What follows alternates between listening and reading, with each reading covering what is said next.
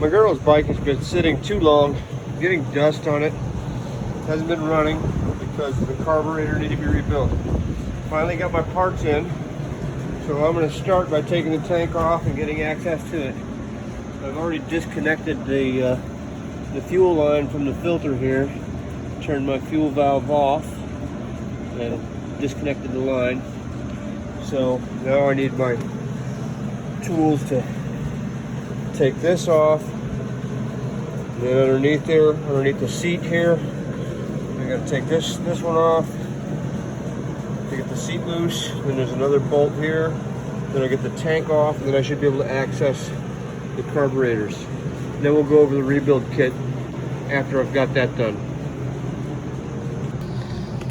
Okay, so I started gathering up my tools. Got a 5.5 millimeter, a 5 millimeter, a 3 millimeter, 6 millimeter, and Phillips head screwdriver, needle nose pliers, a ratchet, and some other various size hex bolts. But I'll get what I need as I need it. I'm going to start out by taking the seat off, and I'm going to put this on time lapse so you don't have to sit and listen to me talk to myself.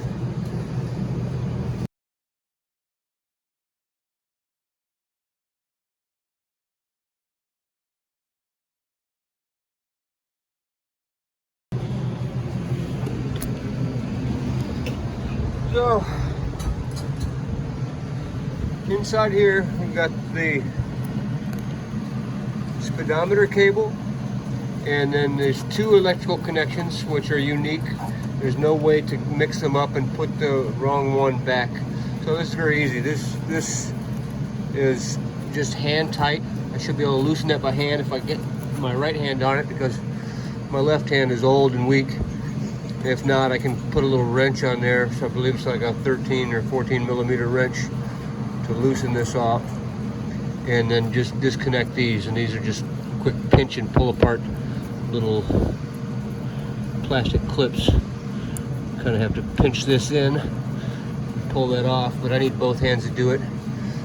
But this is real easy. Now I end up taking my screws, and I just have this habit of putting my screws back where they belong so that I don't lose them in case I'm not able to put it back together today. I'm hoping that I'll be able to go for a ride later this afternoon, but I don't know for sure, so I'll be prepared for worst case scenario.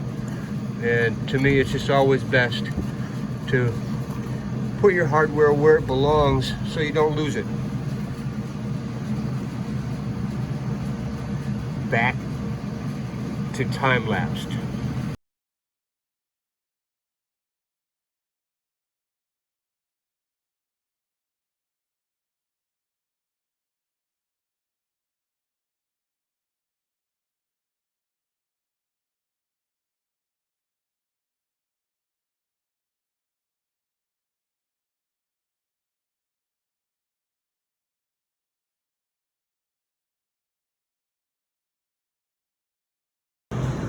Okay, got the carburetor off, and it would always be nice to know exactly what you're in for before you get started.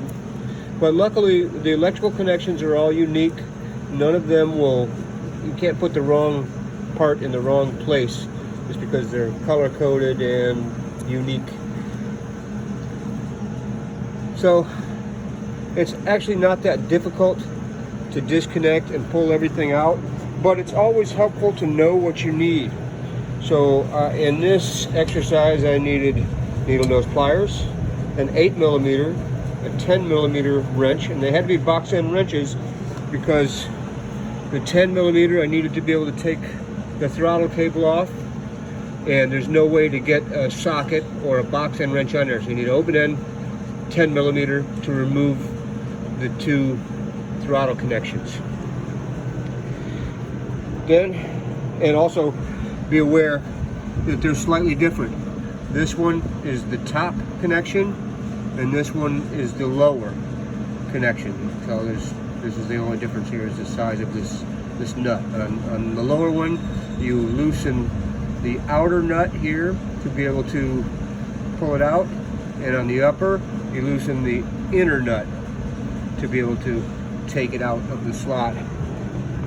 Now, like I say, back to the tools. I used a Phillips head on the screw gun, and I had a handheld Phillips head. And this little handy dandy dental picker was helpful in removing the cables from the throttle. I needed a 6mm, 5mm, and a 3mm hex head. And I also needed a 4mm, which I substituted for a 5/32.